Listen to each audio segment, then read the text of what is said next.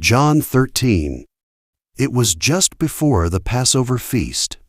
Jesus knew that the time had come for him to leave this world and go to the Father. Having loved his own who were in the world, he now showed them the full extent of his love.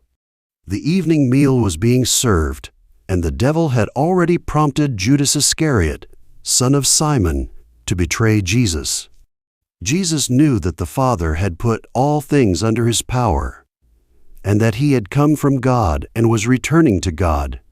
So he got up from the meal, took off his outer clothing, and wrapped a towel around his waist.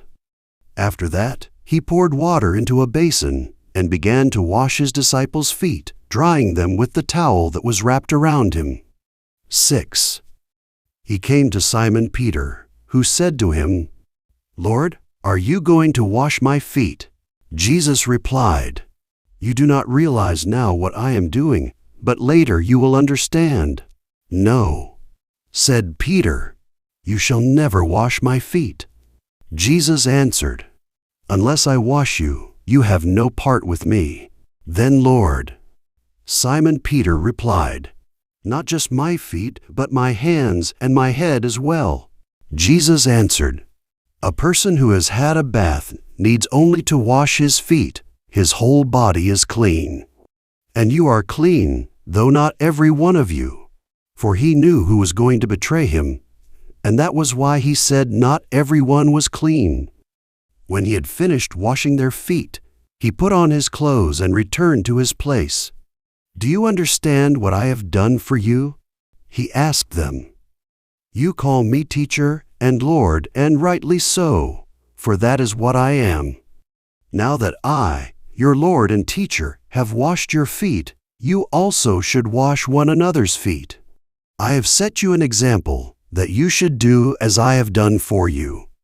I tell you the truth, no servant is greater than his master, nor is a messenger greater than the one who sent him. Now that you know these things, you will be blessed if you do them. I am not referring to all of you. I know those I have chosen. But this is to fulfill the scripture. He who shares my bread has lifted up his heel against me. I am telling you now before it happens, so that when it does happen you will believe that I am he. I tell you the truth, whoever accepts anyone I send accepts me, and whoever accepts me accepts the one who sent me." After he had said this, Jesus was troubled in spirit and testified, "I tell you the truth, one of you is going to betray me." His disciples stared at one another, at a loss to know which of them he meant. One of them, the disciple whom Jesus loved, was reclining next to him. Simon Peter motioned to this disciple and said, "Ask him which one he means." Leaning back against Jesus, he asked him, "Lord, who is it?" Jesus answered, "It is the one to whom I will give this piece of bread when I have dipped it in the dish." Then, dipping the piece of bread, he gave it to Judas Iscariot, son of Simon. As soon as Judas took the bread, Satan entered into him. "What you are about to do, do quickly," Jesus told him.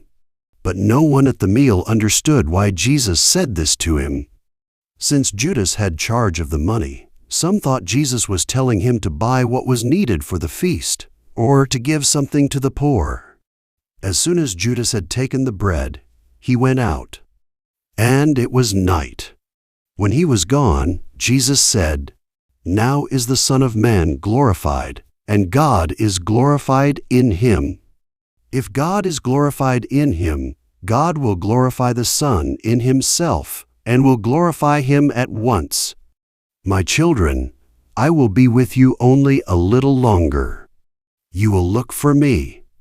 And just as I told the Jews, so I tell you now, where I am going, you cannot come. A new command I give you, love one another. As I have loved you, so you must love one another. By this all men will know that you are my disciples, if you love one another." Simon Peter asked him, "Lord, where are you going?" Jesus replied, "Where I am going, You cannot follow now, but you will follow later." Peter asked, "Lord, why can't I follow you now? I will lay down my life for you." Then Jesus answered, "Will you really lay down your life for me? I tell you the truth, before the rooster crows, you will disown me 3 times."